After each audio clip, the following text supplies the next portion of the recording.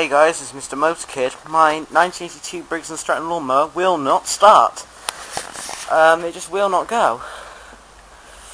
I tried to start it earlier and it eventually started to cough, and it did run for a short time. It wasn't running very well though, and then all of a sudden I tried to idle it down and it quit, and it just will not start again.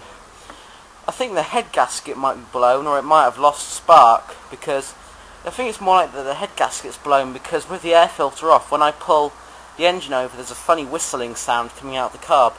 The choke is working and everything, but I'm just going to give it a few pulls just to see if it'll even fire.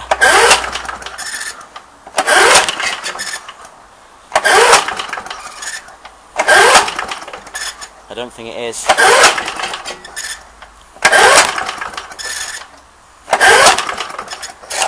No, it's not doing anything. I even sprayed WD-40 straight into the carb and it never fired.